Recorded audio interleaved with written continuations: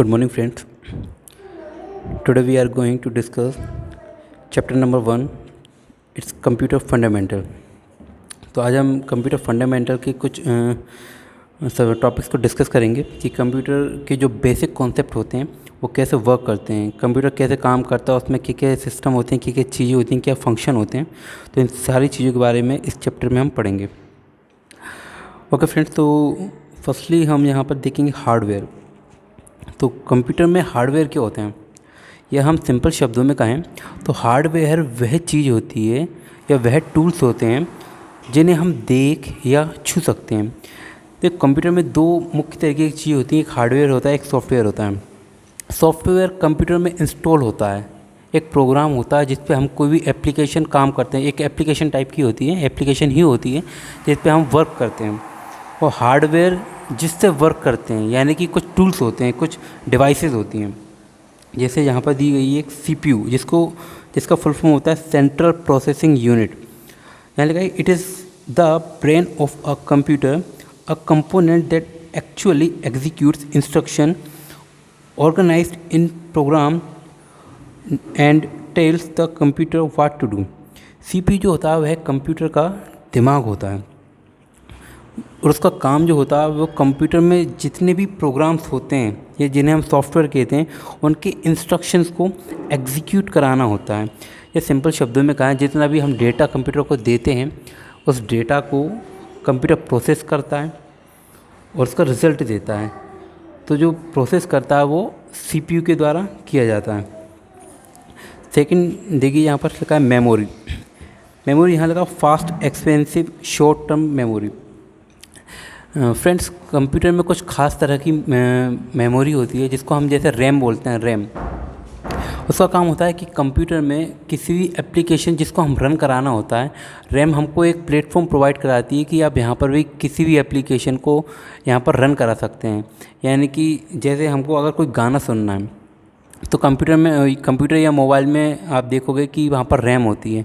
गाना सुनना, फिल्म देखना, या फिर आप कोई भी एप्लीकेशन जैसा पेंटिंग हुआ, MS वर्ड हुआ, MS ऑफिस हुआ, इन सारी चीज़ों पे जब भी आप काम करोगे तो वो किसके द्वारा होगा? रैम के द्वारा। ये फास्ट होती है, बहुत ज़्यादा स्पीड से वर्क करती है, एक्सपेंसिव होती है यानी थोड़ी महंगी होती है, और ये शॉर्ट टर्म मेमोरी होती है। इसे शॉर्ट टर्म मेमोरी इसलिए कहा जाता है क्योंकि ये मेमोरी खुद कुछ सेव करके यानी स्टोर करके नहीं रखती। ये सिर्फ आपको उस पर्टिकुलर टाइम के लिए एप्लीकेशन को एग्जीक्यूट कराती है यानी रन कराती है, उस पर सिर्फ प्रोसेस या काम कराने के लिए आपको एक प्लेटफॉर्म देती है, इसलिए इसे शॉर्ट टर्म मेमोरी कहा जाता है। थर्ड है आपका mass storage device. Mass storage का मतलब होता है किसी भी डेटा को सेव करना। मास यानी डेटा, उसको सेव करना यानी स्टोर करना।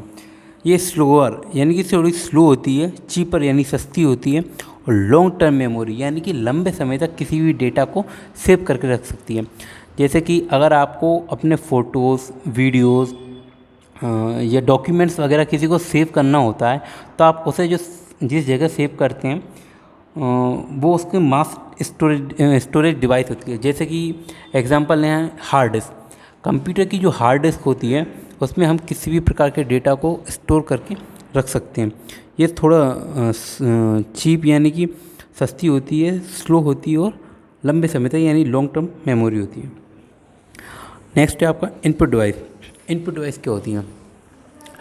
स्टूडेंट्स, जब भी हम कंप्यूटर में किसी भी डेटा को एंटर कराते हैं तो जिन डिवाइसेस से हम उसको एंटर कराते हैं वह इनपुट डिवाइसेस कहलाती हैं। फॉर एग्ज़ाम्पल जैसे माउस हुआ, कीबोर्ड हुआ। कीबोर्ड से हम किसी भी डेटा को टाइप करते हैं यानी इसको इनपुट देते हैं। माउस से हम किसी भी डेटा को इनपुट देते हैं क्लिक करके, या फिर किसी चीज़ को पर्टिकुलर वहाँ पर उस पर जो प्रोसेस की जाती है कर्सर से, ठीक है, उसको वहाँ पर कट या कॉपी पेस्ट करके या फिर उसको क्लिक करके हम क्या देते हैं? इनपुट देते हैं। इसका एक और उदाहरण देखोगे आप, स्कैनर। स्कैनर से हम किसी भी डॉक्यूमेंट को जब स्कैन करते हैं तो उसको हम इनपुट दे रहे हैं। तो स्कैनर भी एक इनपुट डिवाइस है। नेक्स्ट आते हैं हम output device. Students, output device जैसे हमें इनपुट डिवाइस देखा, इनपुट डिवाइस का काम क्या था कि किसी भी डेटा को कंप्यूटर को प्रोसेस करने के लिए देना। अब जब कंप्यूटर उस पर प्रोसेस कर लेगा तो उसका रिज़ल्ट भी शो करेगा। तो जो चीज़ जो रिज़ल्ट के फॉर्म में मिलती हैं, जिन डिवाइसेस से हमको मिलती हैं, वो उसके आउटपुट डिवाइस कहलाते हैं। आउटपुट डिवाइस का जैसे अपना स्क्रीन, जिसको हम मॉनिटर ही बोलते हैं, कंप्यूटर की जो स्क्रीन होती है, किसी भी चीज़ को जो हम उस पर रिज़ल्ट देखते हैं या अपन चीज़ को देखते हैं, वो किस पर देखते हैं, मॉनिटर या स्क्रीन पर। तो स्क्रीन उसका एक आउटपुट डिवाइस हुआ। प्रिंटर, किसी चीज़ से हमको कुछ प्रिंट करना है, यानी कि हमको कुछ भी आउटपुट मिल रहा है, ठीक है, तो प्रिंटर भी उसका एक आउटपुट डिवाइस है। एक हम ले सकते हैं स्पीकर्स, जो साउंड स्पीकर्स होते हैं, जिससे कि हम गाने वगैरह सुन सकते हैं या कोई भी साउंड वगैरह को प्ले कर सकते हैं। तो स्पीकर भी एक आउटपुट डिवाइस होता है। इसके बाद लिखा है कि why do we need a computer, computer की ज़रूरत हमको क्यों पड़ी। जैसे कि आपने देखा कि जब से कंप्यूटर का इन्वेंशन हुआ, जब से कंप्यूटर बना है, उसके बाद साइंस में बहुत तेज़ी से स्पीड से डेवलपमेंट हुआ है। तो जैसे जैसे कंप्यूटर का विकास हुआ है, साइंस या टेक्नोलॉजी में बहुत ज़्यादा इम्प्रूवमेंट देखने को मिली है, ठीक है। और आज का जो समय है, अगर हम वर्तमान समय की बात करते हैं, करंट टाइम में, तो कंप्यूटर का इसमें बहुत बड़ा रोल प्ले करता है। क्योंकि अगर कंप्यूटर नहीं होगा तो हम बड़ी बड़ी चीज़ें जैसे रिसर्च हुए उनको कैसे करेंगे, ठीक है। तो बिना कंप्यूटर के हम बड़ी बड़ी रिसर्च करना भी बड़ा मुश्किल हो जाएगा। कैलकुलेशन, बड़ी बड़ी कैलकुलेशन या मौसम की जानकारी, ये सारी चीज़ें इकट्ठी करना, बड़ी बड़ी इन्फॉर्मेशन को इकट्ठा करना, इन सारी चीज़ों को करने के लिए हमको कंप्यूटर्स की ज़रूरत पड़ती है। अब यहाँ पर हम कुछ पॉइंट्स देखते हैं, जैसे classifications and characteristics of computer, the computer language, number system used in computers and classification of software. तो यहाँ पर हम सबसे पहले क्लासिफिकेशन ऑफ कंप्यूटर, यानी कंप्यूटर को कितने टाइप्स में बांटा गया है, कितनी श्रेणियों में उसको वर्गीकरण किया गया है, वह देखते हैं। सबसे पहले हम देखते हैं सुपर कंप्यूटर। दोस्तों, सुपर कंप्यूटर क्या होता है? सुपर कंप्यूटर मानव या इंसानों द्वारा निर्मित अब तक का सबसे तेज़ और शक्तिशाली कंप्यूटर है। यह कंप्यूटर आकार में बहुत विशाल होते हैं, बहुत बड़े कंप्यूटर होते हैं और बहुत ही ज़्यादा खर्चीले यानी कि कॉस्टली होते हैं। इनका जो यूज़ होता है, ये बड़े बड़े संगठनों में किया जाता है। बड़ी बड़ी जो इंस्टीट्यूशन होती हैं, जो ये कहें कि जो रिसर्च कंपनीज़ होती हैं, ठीक है ना, वहाँ किया जाता है। जैसे मौसम की जानकारियाँ देना, ठीक है, और बहुत सारी टेक्नोलॉजी, बड़े बड़े जो कैलकुलेशन होती हैं उनको करना, इन सारी चीज़ों में सुपर कंप्यूटर का यूज़ किया जाता है। जो अब तक का सबसे तेज़ कंप्यूटर है वो है, उसका नाम है समिट सुपर कंप्यूटर, जिसे अमेरिका में बनाया गया था। और भारत का पहला सुपर कंप्यूटर बनाया गया था 1991 में, जिसका नाम है परम 8000। परम कंप्यूटर को भारत सरकार की एक संस्था CDEC ने बनाया था। परम के बाद भारत में और भी बहुत सारे कंप्यूटर बन चुके हैं, और कई कंप्यूटर तो दुनिया के टॉप 500 कंप्यूटर्स में भी शामिल हैं। अगर देखा जाए तो भारत का सबसे तेज़ कंप्यूटर है, जिसका नाम है प्रत्यूष और मिहिर। ये दोनों भारत के बहुत ही तेज़ सुपर कंप्यूटर के आते हैं। नेक्स्ट आते हैं मेन फ्रेम कंप्यूटर। देखो, मेन फ्रेम कंप्यूटर भी सुपर कंप्यूटर जैसे ही वर्क करता है, लेकिन वो सुपर कंप्यूटर से बहुत तेज़ होता है। सबसे बड़ी उसकी खास बात होती है कि वह मल्टीपल फंक्शंस या मल्टीपल एप्लीकेशंस पे काम करता है। जैसे कि सुपर कंप्यूटर क्या करता है कि एक समय में एक बड़ी एप्लीकेशन पे काम करता है, यानी अगर उसको मौसम की जानकारी इकट्ठी करना है तो एक समय वो मौसम की जानकारी इकट्ठी करेगा। लेकिन मेन फ्रेम कंप्यूटर कई सारे कामों को एक संग करता है, यानी कि मल्टीपल टास्क करता है। इसका जो यूज़ है वे बड़े बड़े कंपनीज में किया जाता है। वहाँ के जो डेटा होता है उसको स्टोर करने के लिए किया जाता है। ये आकार में भी बहुत बड़े होते हैं। नेक्स्ट आते हैं अपन मिनी कंप्यूटर्स पे। Mini computer, it is a mid size computer. In the past decade the distinction between large mini computer and small main frame computer and blurred as the distinction between small mini computer and work station computer. देखो, यहाँ लगा कि mini computer जो है वो size में बहुत छोटे होते हैं, और पिछले समय में हमने ये देखा है कि जो लार्ज मिनी कंप्यूटर थे और जो स्मॉल मेन फ्रेम कंप्यूटर थे, उनके बीच में ज़्यादा अंतर नहीं रहा, क्योंकि अब ये दोनों लगभग एक जैसे काम करने लगे। ठीक इसी तरह जो जो छोटे मिनी कंप्यूटर हैं और जो वर्क स्टेशन कंप्यूटर हैं, जिसके बारे में हम आगे पढ़ेंगे, इनमें भी अब ज़्यादा अंतर नहीं रहा है। ठीक है, ये हम सिंपल भाषा में however in general a mini computer is a multi processing system capable of supporting up to 2000 users simultaneously. इसका मतलब है कि जो मिनी कंप्यूटर होते हैं ये मल्टी प्रोसेसिंग सिस्टम होते हैं, यानी कि ये कई सारे कामों को एक संग कर सकते हैं, और ये लगभग 200 यूज़र यानी इस पर एक साथ 200 लोग काम कर सकते हैं। नेक्स्ट आते हैं हम वर्क स्टेशन कंप्यूटर पर। दोस्तों, वर्क स्टेशन कंप्यूटर क्या होता है?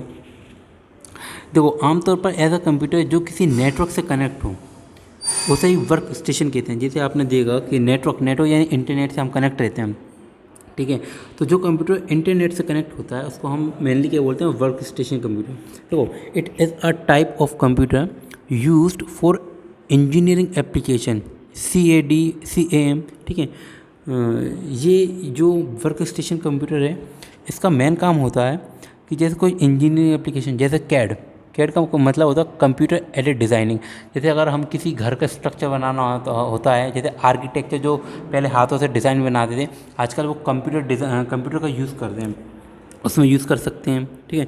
Desktop publishing software development and other types of applications that require a moderate amount of computing power and relatively high quality graphics capability, ठीक है। तो बहुत सारे ऐसे काम जिसमें हमको हाई क्वालिटी के ग्राफिक्स चाहिए, उनमें हम इन वर्क स्टेशन कंप्यूटर का यूज़ कर सकते हैं। जैसे सॉफ्टवेयर डेवलपमेंट, किसी भी सॉफ्टवेयर का अगर अपन को डेवलपमेंट करना है, हमें कोई सॉफ्टवेयर बनाना है, तो उसमें भी हम वर्क स्टेशन कंप्यूटर का यूज़ कर सकते हैं। Workstations generally come with a large high-resolution graphics screen at large amount of RAM, built-in network support and a graphical user interface। तो वर्क स्टेशन कंप्यूटर में क्या क्या आता है? ये बहुत बड़े होते हैं। हाई रेजोल्यूशन ग्राफिक्स स्क्रीन, यानी इसकी जो स्क्रीन होती है वो बहुत ही हाई रेजोल्यूशन यानी कि बहुत ही अच्छा ग्राफिक्स प्रोवाइड कराती है। इसकी जो रैम होती है उसकी रैम भी बहुत ज़्यादा होती है। बिल्ट इन नेटवर्क सपोर्ट, यानी इसमें एक नेटवर्क सिस्टम भी होता है, और GUI यानी कि ग्राफिकल यूज़र इंटरफेस भी यहाँ पर होता है, जिससे कि हमको अच्छे ग्राफिक्स मिलते हैं। नेक्स्ट आते हैं हम पर्सनल कंप्यूटर्स। दोस्तों, एक पर्सनल कंप्यूटर्स क्या होते हैं? आपने देखा होगा, देखो, it can be defined as a small relatively inexpensive computer design for an individual user. जैसे आपने देखा होगा कि आपके घरों में या आसपास जितने भी कंप्यूटर या डेस्कटॉप कंप्यूटर जो यूज़ किए जाते हैं, आमतौर पर जो घरों में यूज़ किए जाते हैं वो पर्सनल कंप्यूटर होते हैं। ये बहुत छोटे होते हैं और बहुत ही सस्ते होते हैं, और इस पर एक टाइम में एक यूज़र काम करता है, ठीक है। In price personal computer range anywhere from a few hundred pound to over 5000 pound. अगर आप पर्सनल कंप्यूटर को खरीदते हैं तो इनकी कीमत जो होती है वो 9000 से लेके 45,000 के आसपास तक मिल जाते हैं। आपको 45,000 में बहुत अच्छा पर्सनल कंप्यूटर मिल सकता है, जिसमें आप वो सारी चीज़ें अवेलेबल होंगी जो आप किसी कंप्यूटर में चाहते हो, ठीक है। All are based on microprocessor technology that enables manufacturers to put an entire CPU on one chip। Micro processor क्या होता है? जैसे हमने देखा कि CPU जो होता है एक माइक्रो प्रोसेसर सिस्टम पे काम करता है। एक छोटी सी चिप होती है, वो छोटी सी जो चिप है वो CPU के अंदर मदरबोर्ड में लगी हुई होती है। तो पर्सनल कंप्यूटर जो होता है वो पूरा कैसे वर्क करता है? उस माइक्रो प्रोसेसर पे वर्क करता है। और जो कीमत देखा जाए ना, तो कीमत जो ज़्यादा जितनी कंप्यूटर की कीमत बढ़ती है वो मेनली और माइक्रो प्रोसेसर के वर्जन के ऊपर ही डिपेंड करती है। आगे देखते हैं। Business use personal computer for word processing, accounting, desktop publishing and for running spreadsheet and database management application. आपने देखा होगा कि कई ऑफिसेस जो होते हैं जो बिज़नेस वगैरह करते हैं, ठीक है, उनमें पर्सनल कंप्यूटर का यूज़ बहुत ज़्यादा किया जाता है। उसमें जैसे किसी वर्ड प्रोसेसिंग यानी कि एक जो MS वर्ड होता है उस पर वर्क किया जाता है, अकाउंटिंग किया जाती है, डेस्कटॉप पब्लिशिंग, और किसी रनिंग स्प्रेडशीट यानी कि किसी अगर अकाउंट वगैरह को होल्ड कर रहे हैं अपन तो उसके लिए स्प्रेडशीट वगैरह बनाई जाती है, उसका यूज़ के लिए अपन पर्सनल कंप्यूटर का यूज़ किया जाता है। तो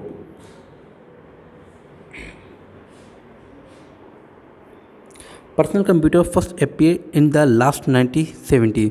ठीक है, जब 1970 का जो आखिरी समय चल रहा था उस समय पर्सनल कंप्यूटर का इन्वेंशन हुआ था। One of the first and most popular personal computer was Apple second, introduced in 1977 bye Apple computers. ठीक है, तो जो सबसे पहला और सबसे फेमस जो पर्सनल कंप्यूटर था वो 1970 यानी 1970 के आखिर में, वो या फिर बोल सकते कि 1980 की शुरुआत में इन्वेंट हुआ था, ये बोल सकते हैं अपीयर्ड हुआ था। अब जैसे जैसे समय बढ़ता जाता है तो नए नए मॉडल्स आते हैं, नए नए ऑपरेटिंग सिस्टम्स आते हैं। ठीक है, तो वहाँ उनको कंपटीशन की वजह से उनके नए नए वर्जन देखने को मिलते हैं। सबसे पहले कंप्यूटर किसने इंट्रोड्यूस किया था? एप्पल सेकंड जिसका नाम था, किस कंपनी ने? कंप्यूटर कंपनी ने, एप्पल कंप्यूटर्स ने। New models and then in 1981 IBM entered the fray with its first personal computer known as IBM PC। यहाँ पे जो IBM कंपनी थी जिसने 1981 में सबसे पहला पर्सनल कंप्यूटर बनाया था, तो जैसे ही इस IBM ने पर्सनल कंप्यूटर बनाया ये बहुत ज़्यादा फेमस हुआ था क्योंकि ये बहुत ज़्यादा चीप भी था और इसकी जो एफिशिएंसी थी जो पहले वाले कंप्यूटर से बहुत ज़्यादा थी। इसकी क्वालिटी भी जो पिछले कंप्यूटर्स थे वर्किंग क्वालिटी वो भी बहुत अच्छी थी। However, although personal computers are designed as single-user systems, it is common to link them together to form a network। देखो, भले ही जो पर्सनल कंप्यूटर होते हैं वो जो डिज़ाइन किए गए हैं वो एक सिंगल यूज़र यानी एक पर्टिकुलर किसी एक व्यक्ति के लिए यूज़ किया गया बनाया गया है कि कोई एक व्यक्ति उस पर जाकर काम करे। लेकिन इसकी खास बात ये है कि जब हम इसको किसी नेटवर्क से जोड़ देते हैं, यानी कि जैसे हम इंटरनेट से अगर इसको कनेक्ट कर देते हैं, क्योंकि आजकल हर एक कंप्यूटर हर एक डिवाइस किसी इंटरनेट से कनेक्टेड है, तो अगर हम इसको इंटरनेट से कनेक्ट करते हैं तो ये वर्ल्ड लेवल पे काम करता है, यानी ये हम पूरे कंप्यूटर से लिंक्ड हो जाते हैं, उससे जुड़ जाते हैं। In terms of power there is a great variety at the high end the distinction between personal computers and work station had faded. ठीक है, तो जैसे हमने पिछले टॉपिक में हमने वर्क स्टेशन कंप्यूटर के बारे में पढ़ा था, तो अब पर्सनल कंप्यूटर भी इतने ज़्यादा एफिशिएंट हो चुके हैं कि वो लगभग वर्क स्टेशन के बराबर पहुंच चुके हैं। High and models of Macintosh and personal computer offer the same computing power and graphic capability as low-end workstation by Sun Microsystems, Hewlett Packard and DEC। ठीक है, तो यहाँ पर कुछ हाई लेवल के पर्सनल कंप्यूटर्स होते हैं जैसे Macintosh एंड होते हैं। ठीक है, तो उनकी जो पावर होती है, कंप्यूटिंग पावर होती है और ग्राफिक कैपेबिलिटी होती है वो लो लेवल के जो वर्क स्टेशन कंप्यूटर होते हैं जैसे Sun Microsystems, Hewlett Packard and DEC. ठीक है, उनके बराबर इनकी कंप्यूटिंग पावर होती है। ठीक है, तो फ्रेंड्स नेक्स्ट जो क्लासेस होगी, जो वीडियो होगी, उसमें हम इसके आगे के बारे में पढ़ेंगे। Thank you.